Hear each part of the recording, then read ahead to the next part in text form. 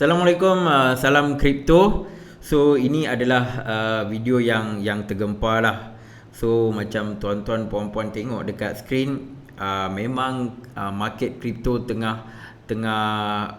berdarah, dan memang sesuatu yang tak dijangka yang dia buat free fall macam ni. Okay, so saya mungkin tak nak cakap banyak dalam video ni, tapi saya mungkin akan highlightkan apa senario yang sedang berlaku dan apa yang menyebabkan harga Bitcoin, Ethereum, dan juga semua kripto lain semualah tengah jatuh. Okey, cumanya saya nak ingatkan balik dekat tuan-tuan puan-puan.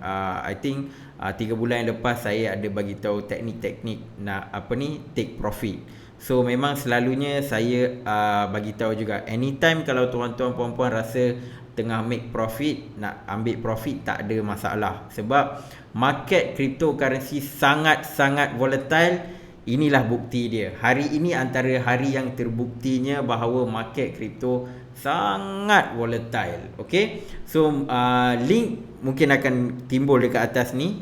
Link, kalau saya tak sempat masukkan link pun, tuan-tuan puan-puan boleh cari video teknik nak ambil profit lah.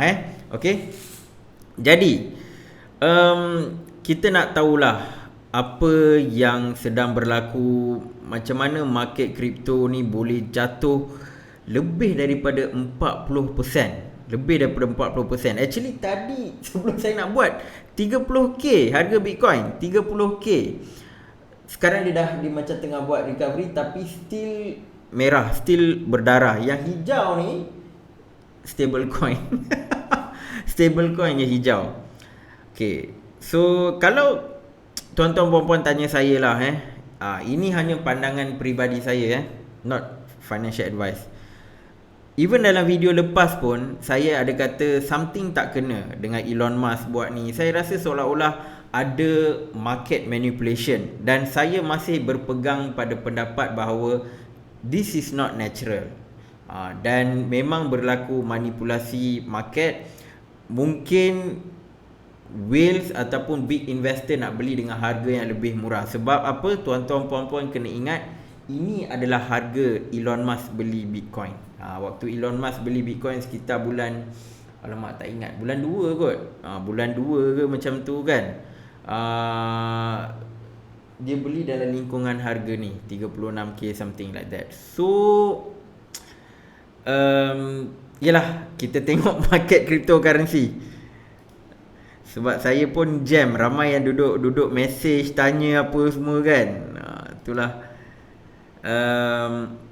Jadi rasanya kita tengoklah siapa yang ada yang untung juga, tapi tak banyak. Semua tengah jatuh. Siapa paling teruk? Telcoin, SafeMoon, Zcash, VeChain, Shiba Inu. So apa yang kita boleh jangkakan lepas ni, meme coin, shitcoin, jokecoin, semua akan free fall. Semua akan terciduk dengan teruk.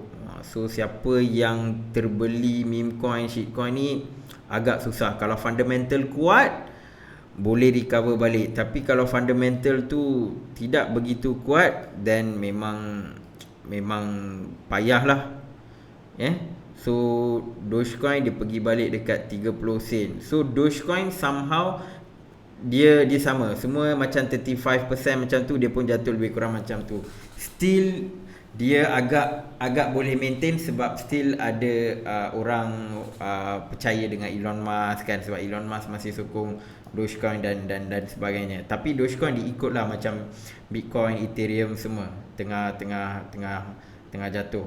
Tetapi kalau macam meme coin lain semua memang agak nilah. So termasuk juga dengan coin-coin yang macam low cap semua pun memang akan impact dia lebih dahsyat. Okay, so kita tengok carta Bitcoin. Saya hide sekejap semua semua drawing saya.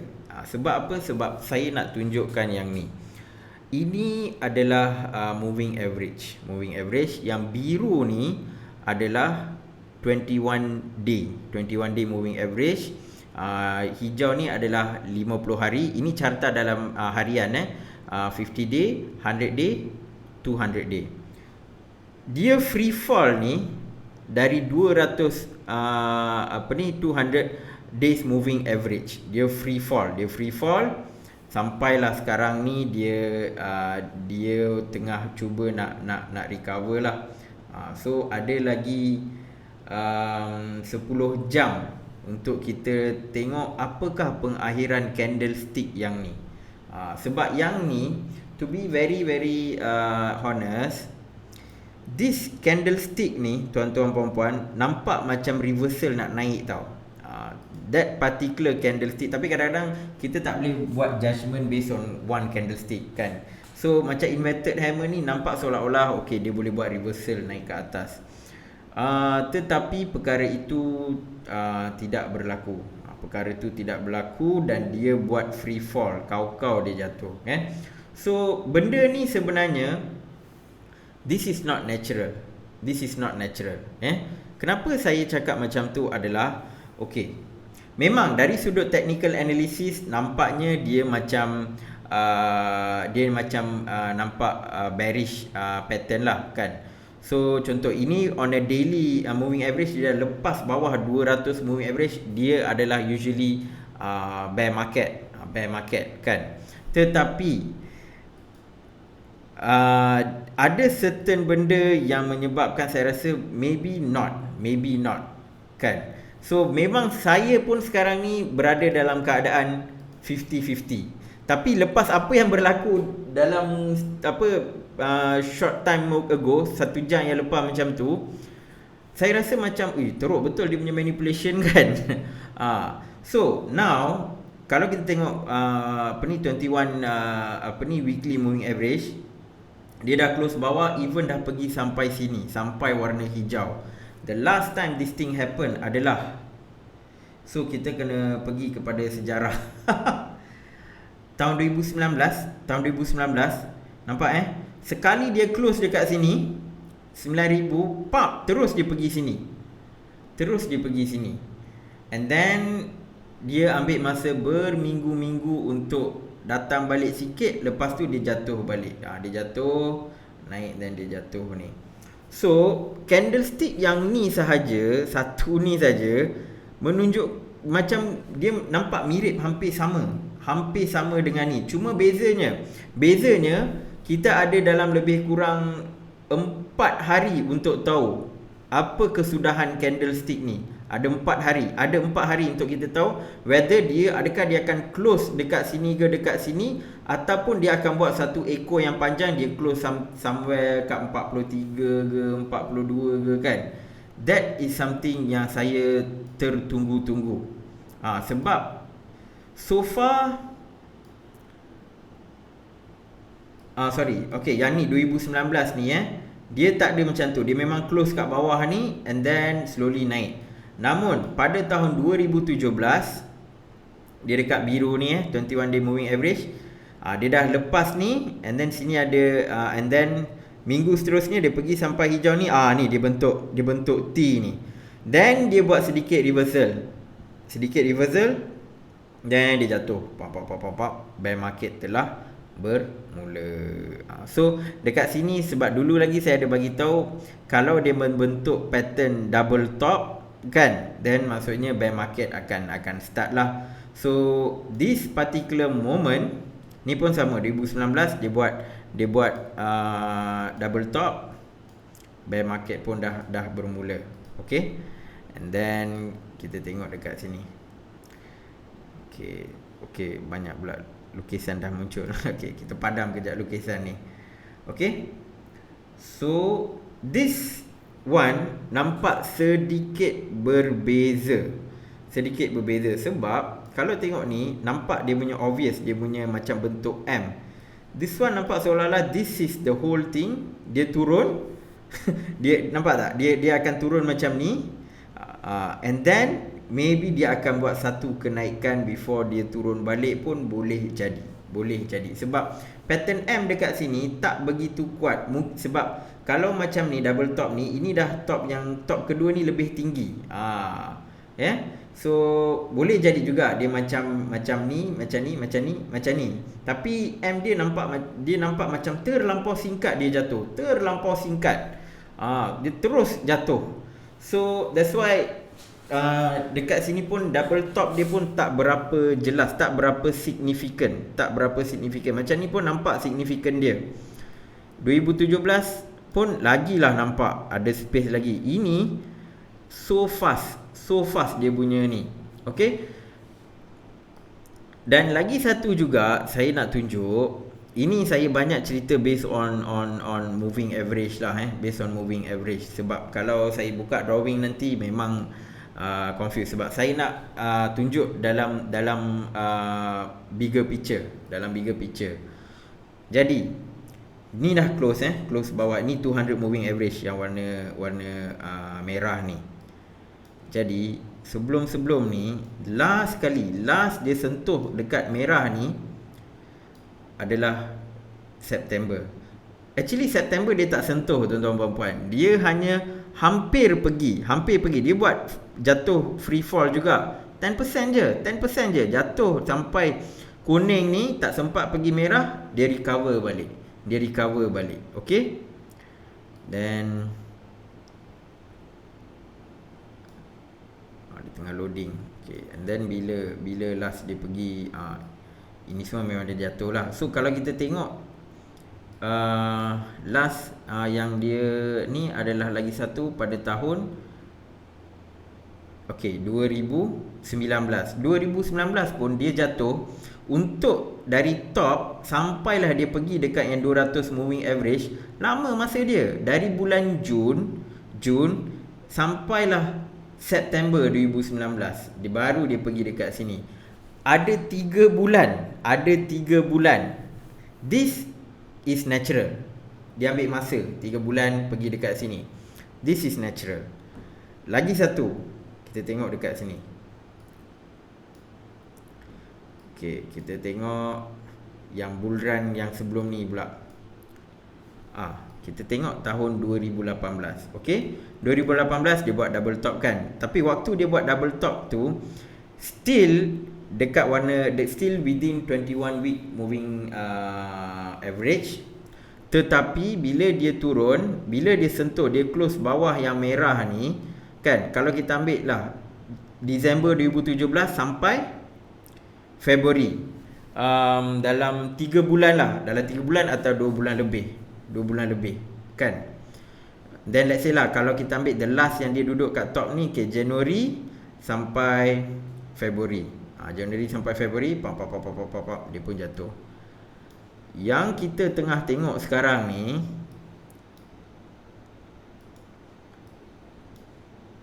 yang mana latest ni? Last dia dekat biru ni, within yang 21 week moving average kan, 11 Mei.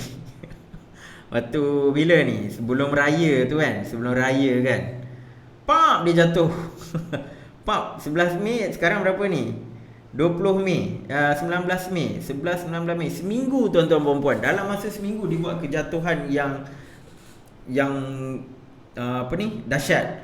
Seolah-olah dia punya pergerakan ni macam altcoin yang micro cap, low cap kan dia jatuh, memang jatuh dahsyat kan. So kalau kita tengok dekat sini pun, dia punya kejatuhan, let's say lah kita ambil paling top 65k, sampailah hari ni 53%, 50%. Kalaulah this is a correction, kan, 50% correction tak pernah berlaku. Mungkin tahun 2013 pernah berlaku. Actually tahun 2013 pernah berlaku. Correction dia bukan 50%, 80%. Tapi dalam masa setahun dia berjaya recover balik dan buat all time high, pergi sampai 1000. Tapi sepanjang tahun 2017, kalau kita tengok dari tahun 2016 hingga 2017, tak pernah berlaku 50% correction. Tak pernah berlaku. Sekejap, saya ada buat tak dia punya ni? Ada.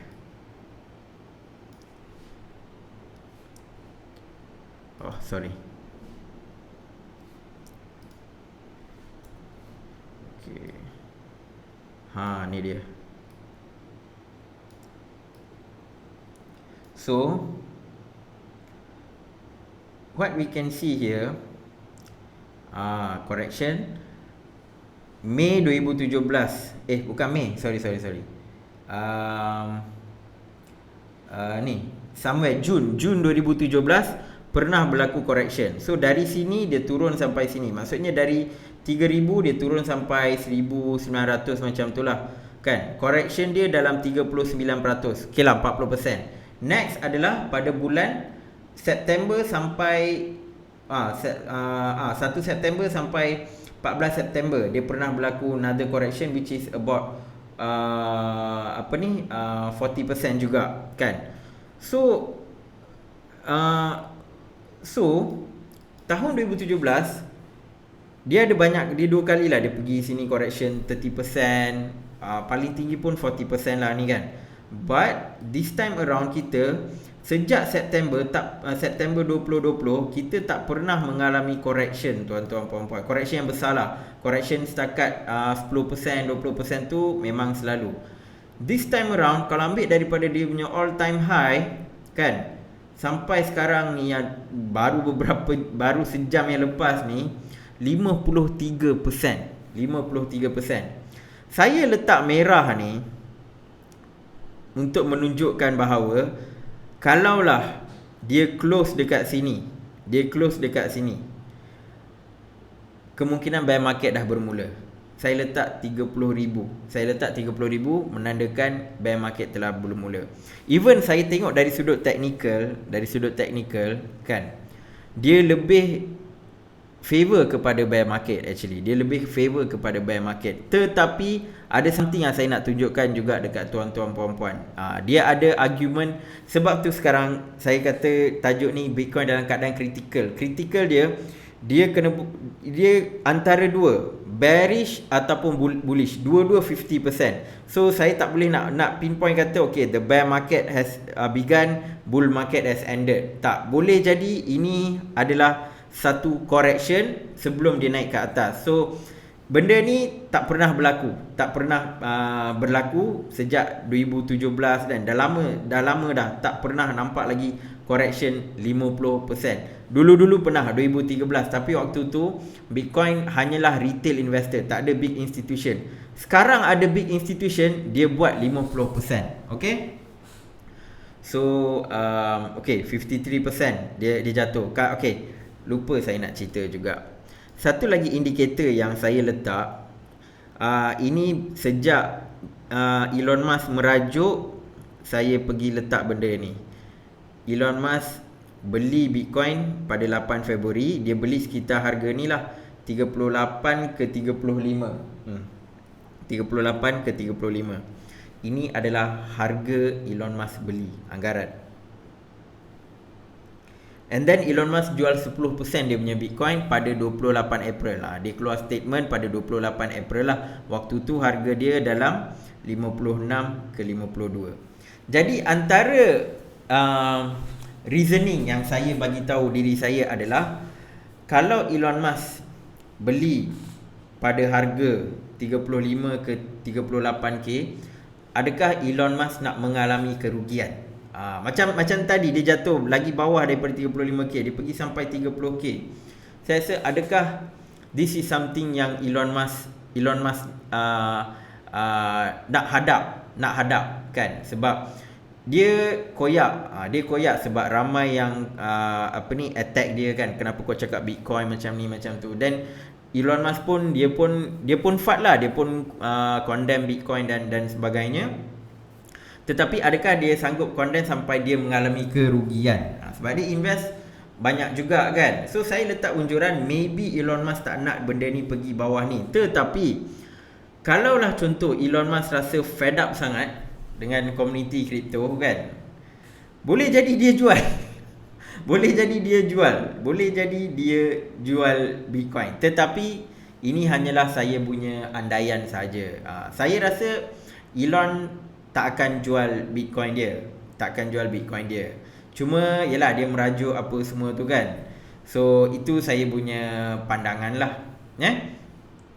So kita mungkin tak akan tengok on the hourly chart apa sangat, sebab saya memang nak tunjuk dia punya moving average and everything lah. Sebab kalau tengok chart memang nampak sangat-sangat menggerunkan, sangat-sangat menggerunkan. Okay, kita padam ni. So dia dah break dah, semua line ni dia dah break dah. Saya siap letak lagi, this is the resistance. Semua dia dah break. Dalam masa 1 jam dia dah break semua yang saya letak ni. Pak. Dia pergi sampai sini. Ini ini sebenarnya saya letak, okay, this is the one lah. Kalau kena dekat sini, bear market dah start. Tetapi saya tengok dia quickly climb up balik. Tapi ada lagi masa 9 jam. Saya nak tengok apa yang akan berlaku. Sekiranya dia pergi lagi bawah, maybe saya akan, yang mana yang saya akan ambil profit, saya akan ambil profit. Sini saya transparent lah. Saya takkan kata hodl kan. Tak. Ada certain masa kita kena hodl, ada certain masa kita akan letak stop loss. So stop loss yang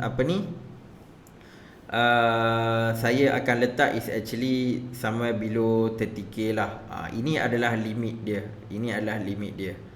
So kalau dia pergi bawah lagi ni, so tak kata, bukan maksud saya akan alami kerugian, cuma keuntungan saya sikit lah. Nanti kalau dia buat, contoh dia pergi sampai 20k, then saya nak hold balik, saya rasa tak sesuai. Sebab saya yakin Bitcoin akan naik balik dan saya akan enter. Tetapi bukan bermaksud saya akan jual semua Bitcoin, semua Ethereum. Tidak.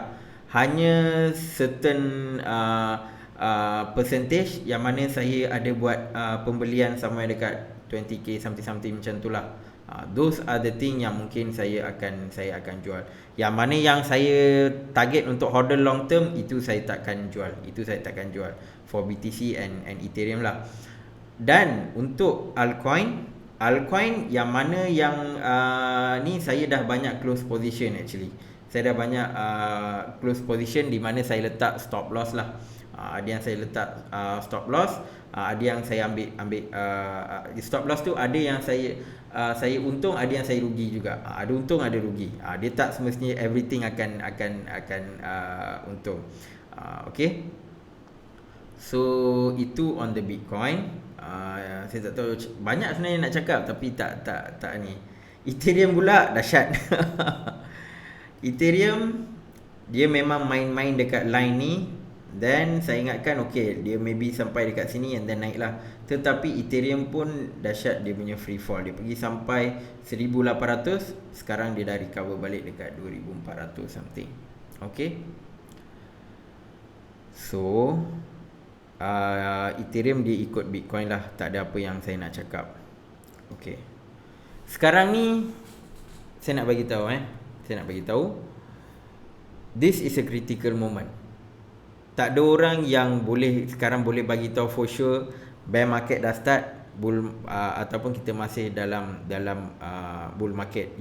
Ramai yang sekarang bila harga Bitcoin jatuh sekarang, ramai create FUD. Ramai dah cakap dah bear market dah start kan.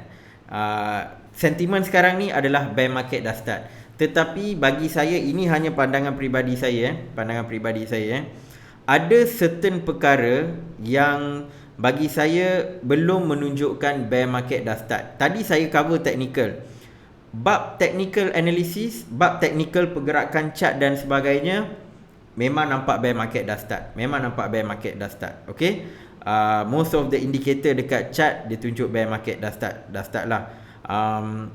Ada sedikit indicator yang kita masih boleh hold, tapi most of it memang bear market dah start. Untuk bullish punya argument adalah kebanyakan indikator on chain masih menunjukkan keadaan bullish lagi, masih. Contoh saya tunjuk ni Nupal. Okay, ini Nupal yang latest lah. Ini dekat Glassnode punya screenshot ni. Nupal ni tuan-tuan puan-puan, sekarang ni kita tak pernah pergi dekat kawasan yang euforia. Kita belum lagi pergi euforia punya stage actually. Tahun 2017 dia pergi euforia, dia jatuh. Tahun 2013, 2014 dia pergi euforia, dia jatuh. Kita tak pergi euforia, kan? Tapi sekarang kita kita ada di bahagian belief. Sekarang ni bukan belief, denial. Kan macam denial lah kan. Tahun 2017 ada banyak kali dia main-main dekat sini. Dua kali dia test dekat sini dan dia jatuh.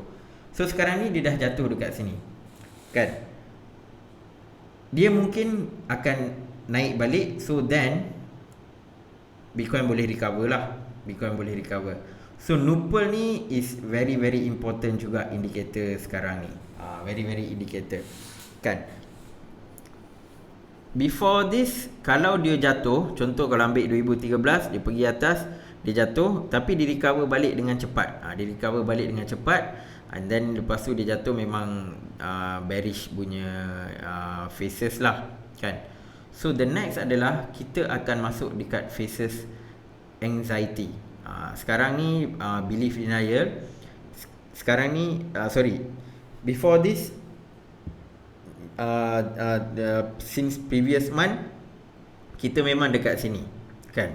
Usually orang kata kalau pergi euphoria greed, memang bear market dah nak start. Dia tak pergi sana langsung, tapi dia dah terus nak masuk dekat bahagian optimism anxiety. Dekat sini ramai yang akan menjual. Menjual lah, ya.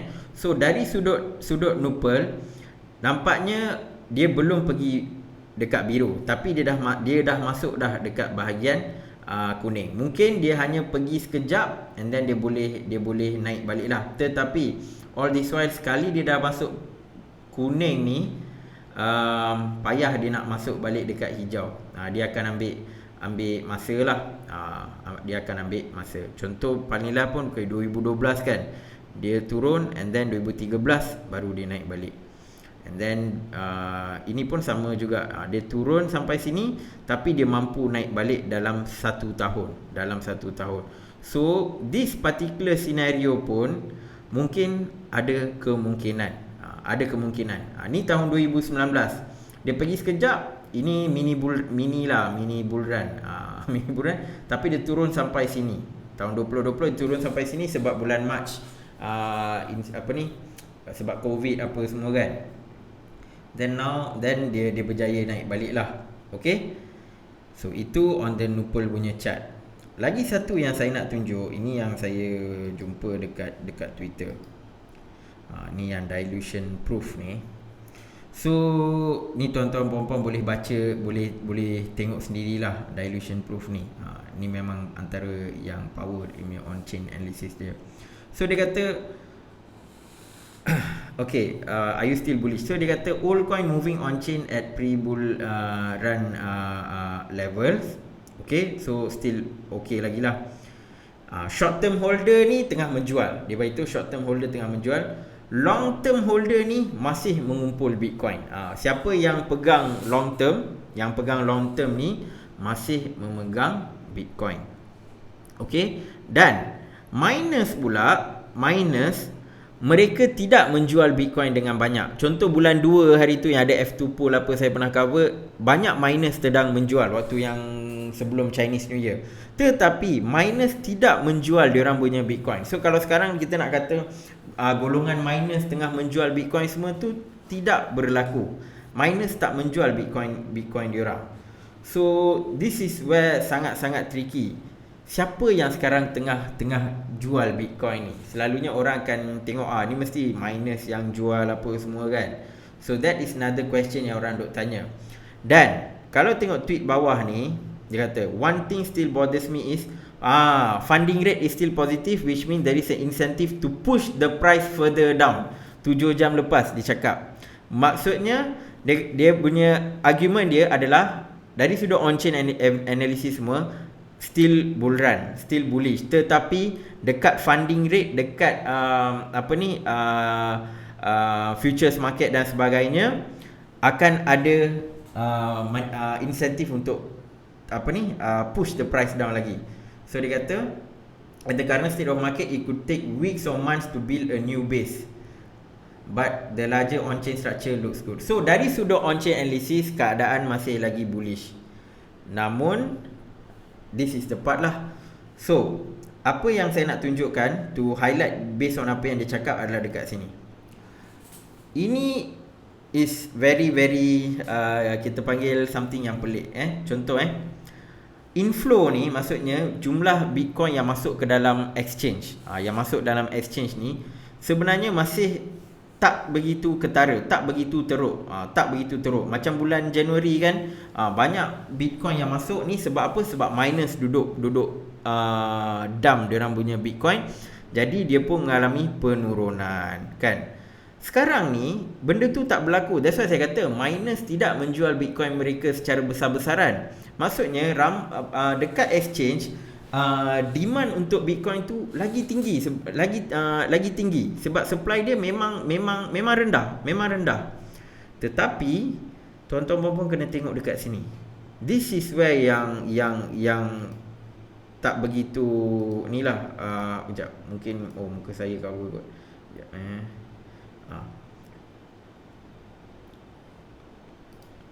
Okey, kalau tuan-tuan puan-puan tengok dekat sini, dekat leverage punya market, BTC banyak dimasukkan dekat derivative exchange. Derivative exchange ni futures ke, option ke, semua itulah So dekat derivative ni nampak tak banyak Bitcoin dipump masuk.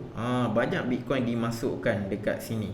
Supply dekat sini agak tinggi. So dekat leverage ni yang diorang duduk banyak main lah. Sebab sini tinggi, sini rendah. Dekat spot market yang macam kita main semua, itu rendah lagi dia punya supply kan. Jadi maksudnya demand tu tinggi. Tetapi dekat exchange yang ni, dekat derivative ni, banyak pula Bitcoin dimasukkan. Maksudnya adalah memang penurunan yang kita tengok tadi tu memang dimanipulasi, memang sengaja dibuat-buat. Kenapa? Banyak faktor. Antaranya mungkin this is the time big investor nak masuk. Tetapi ada satu lagi perkara yang saya nak tunjuk. Okay, so sekarang ni saya dah tunjukkan. One is for bearish case, which is on the technical analysis part. On the bullish case adalah all this on-chain analysis lah. Kalau tuan-tuan puan-puan nak tengok on-chain analysis yang lagi satu, boleh tengok dekat lookintobitcoin.com. Saya tak dapat nak tunjuk lookintobitcoin.com sebab apa? Due to market tengah jatuh, website tu pun down. Kalau tak, saya boleh tunjuk all this Puel chart, hodl ratio, all these things saya boleh tunjukkan lah. Tapi sebab website pun down, mungkin sebab ramai nak tengok apa semua kan, so saya tak dapat nak buka lah. Tapi tuan-tuan boleh search dekat Look Into Bitcoin, boleh tengok on-chain dekat Look Into Bitcoin semua masih lagi terkawal, masih lagi nampak bullish lah. Nampak bullish lagi. So that's why saya kata 50-50. Bila saya tengok on-chain, ni nampak bullish. Bila saya tengok technical, ini nampak bearish. This is something yang macam agak menyukarkan untuk kita buat keputusan juga kadang-kadang. Okay, sekarang ni saya nak bincangkan the reason why this thing happen. Ramai nak tahu kenapa kan. This is the reason. Okay, this is the reason. This is what has been happening sejak raya. Ni kita boleh cakap, I know what you did last raya. Kalau raya tahun depan, boleh lah bagi tahu all this orang yang FAT ni, I know what you did last raya. Number one, faktor pertama adalah orang ni. Kena terima kenyataan Elon Musk ada pengaruh dia, dan bila dia merajuk dan bila dia tweet dia boleh menyebabkan market jatuh. Okey, tapi saya tak nak bincang panjang sebab saya dah cover pasal Elon Musk dalam video yang lepas. Tuan-tuan puan boleh tengok video tu kan. Sekarang ni Elon pun dah tak ada letak Bitcoin ke, dah tak ada cerita Dogecoin. Sekarang ni Elon dia banyak cerita tentang projek dia. pasal apa ni, dia punya Starlink, SpaceX kan. Memang sekarang dia cerita tu je lah kan. Last Mei 14 dia kata jangan panik. Itu last dia kata jangan panik. Sekarang tuan-tuan puan-puan ramai tengah panik kan. 14 Mei dia kata jangan panik. Sebelum tu dia banyak cerita pasal kripto lah, duk gaduh-gaduh. Lepas tu dia terus senyap. Okay. Lepas Elon Musk senyap, ni pula berlaku. Semalam China ban kripto. Ini adalah FUD. Sebab apa? Isu China ban kripto ni akan selalu recycle. Orang selalu recycle. Sebenarnya China dah lama dah ban kripto. Ini media punya kerja. Media rephrase balik apa semua, dia kata China ban kripto dan sebagainya. Tetapi kalau tuan-tuan puan-puan search kan, memang dah lama dah China duk ban dia kata dia ban kripto, tapi dia duduk recycle. Ini adalah FUD, fear, uncertainty and doubt, kan? Dia create benda tu. So first Elon Musk, orang tengok Elon Musk merajuk dan sebagainya, mungkin orang jual. Next tengok news ni pula, ini semalam orang jual. Dan apa yang berlaku tadi punya cerita kan, ada lagi satu sebab baru keluar, baru saya found out. Saya ada post dekat Twitter sebelum saya buat video ni. This JP Morgan. Untuk pengetahuan tuan-tuan puan-puan, orang yang crashkan market kripto pada tahun 2017, orang yang memang kutuk Bitcoin dan sebagainya adalah JP Morgan. Tuan-tuan puan kena ingat tu. Dalam video lepas, beberapa tahun lepas pun saya ada cerita pasal JP Morgan apa semua kan. Tapi antara orang mastermind, bukan nak kata mastermind lah, antara another factor juga pada tahun 2017. Sekarang ni kita tengok Elon Musk yang create FUD apa semua, tapi JP Morgan ada buat pada tahun 2017, 2018 tuan-tuan puan-puan. Dan JP Morgan buat balik sekarang. JP Morgan cakap apa? Big institution investor are dumping Bitcoin and going back to gold. Lepas dia cakap macam ni news pada 7.51 AM. 7.51 AM ni waktu Malaysia dalam 7.51, dalam pukul 8 lah kan. Bila news ni keluar, ini berlaku. All this thing happen based on this news. So sebab tu saya nampak all this thing ni memang sengaja di-plan dengan mana even banyak orang beli Bitcoin dekat derivative everything, and then with all this news memang nampak sangat-sangat terancang. The Bitcoin market has been manipulated. Kalau tanya saya sekarang, the Bitcoin market has been manipulated. Cuma persoalan sekarang ni yang saya pun tanya, how long benda ni akan berlaku? Kalau dia nak create FUD sampai crashkan lagi harga Bitcoin, dia akan pergi serendah mana? The last time bear market happen, Bitcoin jatuh 80%. Okay? Tapi waktu bull run, correction berlaku, paling rendah dia turun adalah 40%. Even though dia buat macam echo week tu 40%. Tapi hari ini kita nampak 50%. 50% dia buat correction. Saya tak boleh nak kata ni correction juga. 50% dia jatuh. Mungkin ini correction, mungkin bukan. Sebab 50% ni tak pernah berlaku pada tahun 2016, 2017. 2013 pernah. Tapi waktu tu market lain. Market sekarang ni lain, ada big institution. Jadi apa yang saya nampak adalah bertubi-tubi FUD datang. Bertubi-tubi ada news negatif dan sebagainya. Memang dia nak jatuhkan harga Bitcoin. Dan saya rasa, ini pandangan saya, big institution mungkin akan beli. Dan saya ada lagi satu reason. Kalau dalam video yang lepas saya dah tunjuk all this market punya cycle kan. Bila dia pergi bahagian grid, dia akan jatuh. Yang saya nampak adalah all this grid semua berlaku bukan dekat Bitcoin, bukan dekat altcoin yang top, tak. All this grid thing happen dulu 2017 dia berlaku dekat Bitcoin, top altcoin semua memang. Tapi all this greed everything happen dekat meme coin, joke coin, especially Dogecoin. Sebab apa yang berlaku dekat Dogecoin is something seolah-olah macam harga Bitcoin tahun 2017 pop naik lepas tu jatuh kan. Itu yang saya nampak dekat meme coin punya ni lah. Ini saya punya pandangan. Okay. So persoalan sekarang ni, mungkin ada yang tanya, kau tak payah cerita banyak sangat. Sekarang ni nak hold ataupun nak sell. This one saya tak boleh nak bagi tahu sebab bergantung kepada tuan-tuan puan-puan.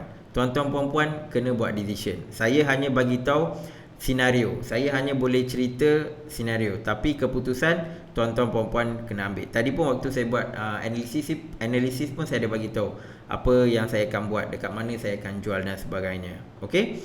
Cumanya just nak bagi tahu.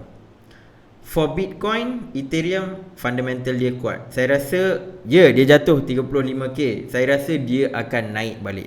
Sebab saya sangat kuat saya punya kepercayaan bahawa this is manipulated.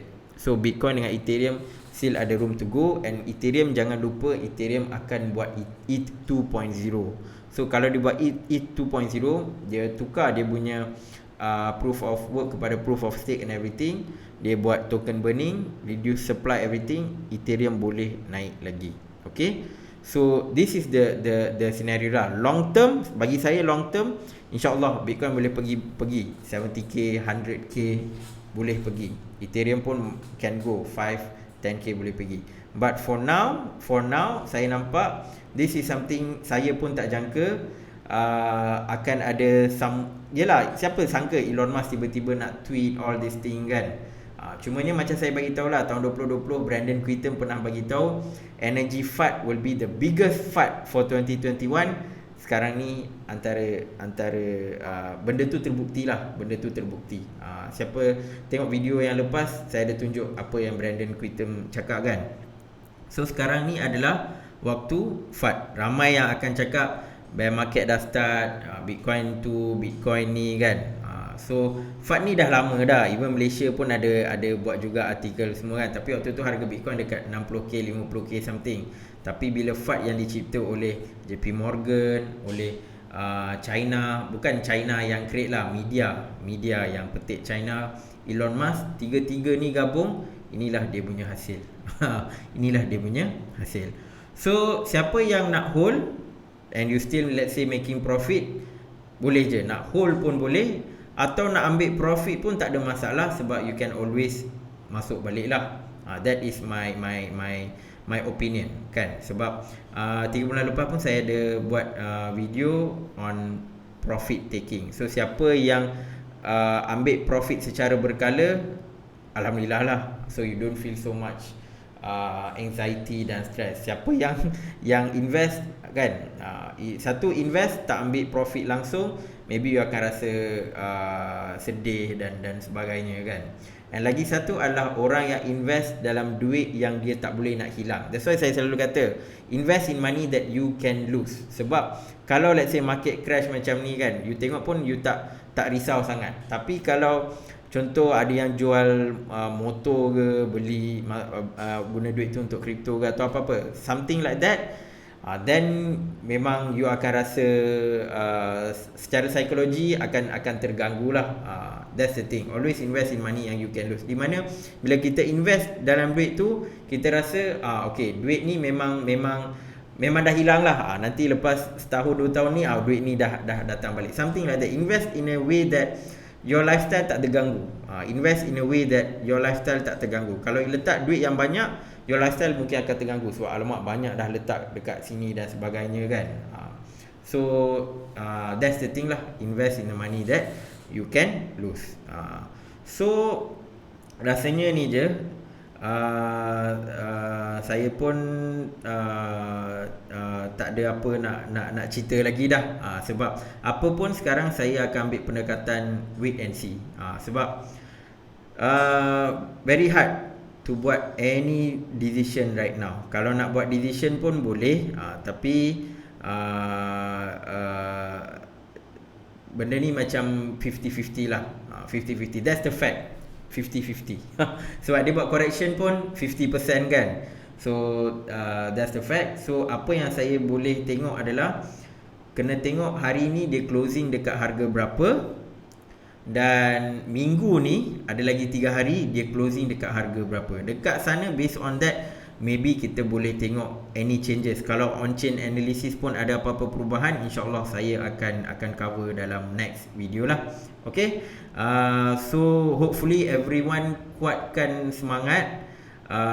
Inilah kripto. Selamat datang ke dunia kripto. Waktu inilah saya kena sebut selamat datang ke dunia kripto, sebab ini adalah hakikat, dan tuan-tuan puan-puan yang baru masuk sedang menyaksikan volatility of crypto. Okey, itu saja daripada saya. InsyaAllah kita akan jumpa dalam video yang akan datang. Assalamualaikum dan salam kripto.